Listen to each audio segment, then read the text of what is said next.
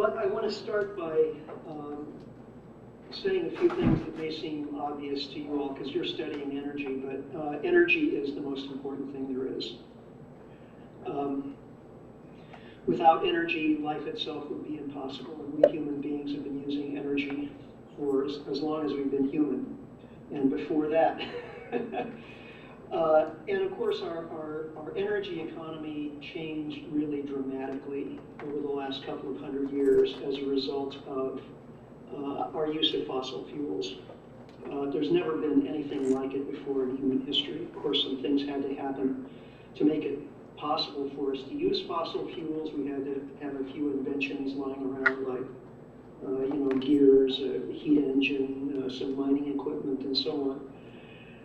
But once all of that was in place, all hell broke loose, and we've seen the economy expand at rates completely unprecedented in all of human history. We've developed ways of extracting and using all kinds of other resources besides fossil fuels because we had the cheap energy with which to power fishing boats and giant mining equipment and all sorts of things. So we're living at really a remarkable point in time. And it's easy to sort of take it for granted. But of course, this is a perilous kind of prosperity that we've seen over the past few decades because fossil fuels are by their nature non-renewable, depleting resources, and burning them is changing the climate. So the situation with regard to supply of fossil fuels is, like almost everything in the energy world, highly politicized.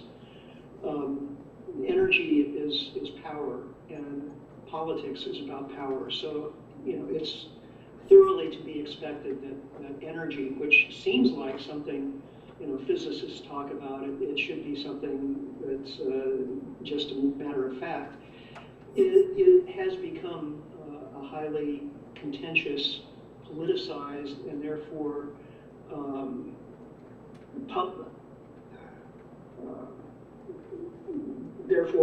obfuscated and not very clear field of discussion and debate. One of the parts of that debate is the whole peak oil discussion, and I became involved in that back in the 1990s, and I've written several books about it, and come to be associated with it in one way or another. Basically, what was being said back in the 90s, and the people I followed from the very beginning were petroleum geologists like Colin Campbell and Jean-Luc Herrera, people who had long careers in the oil industry, but we're seeing the writing on the wall. They wrote an article in Scientific American back in 1998. What they've been saying all along is that world conventional oil production would peak, they said, around 2005. But as conventional oil became more scarce and expensive, that would provide an incentive for the industry to produce lower grade, unconventional resources, so they were forecasting a peak in all petroleum liquids sometime around 2015. Basically, that's exactly what we're seeing.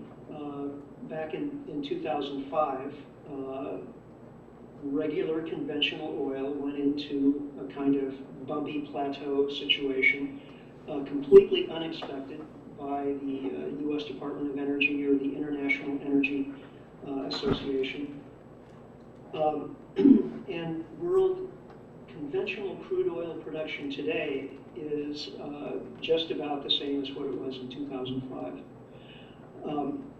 Because of the close connection between energy and the economy, and especially oil, because oil is virtually all of our transport energy. So if you think of the economy really depends on trade, and trade in turn depends on transport, and transport depends on oil. So oil is in many ways the linchpin of modern industrial economies. Because oil has become so much more expensive since 2005, because the world supplies of regular crude oil haven't grown, we've seen more and more economic turmoil. I'll talk a little bit more about that. Some other symptoms of reaching peak oil are the fact that the 10 top oil companies in the world, privately owned companies, or, well, publicly traded companies actually is the best way to say this, like ExxonMobil, Chevron, Shell, BP, and so on, have seen their oil production decline by 25% in the last 10 years. At the same time, they've increased their levels of investment in exploration and production. So their production is declining, yet their investment has increased by 100%. They've doubled the rates of investment in exploration and production. And again, the oil price has skyrocketed in these years from $25 a barrel to over $100 a barrel on the international market today. So the petroleum world has changed profoundly in the last 10 years, very much along the lines of what was forecast by the peak oilers back in the 1990s, people like Colin Campbell and Jean Herrera, and completely in contradiction to what has been forecast by the conventional economists and the U.S. Department of Energy, International Energy Agency, and so on. Now, you won't hear or read a lot about this in the conventional mainstream press.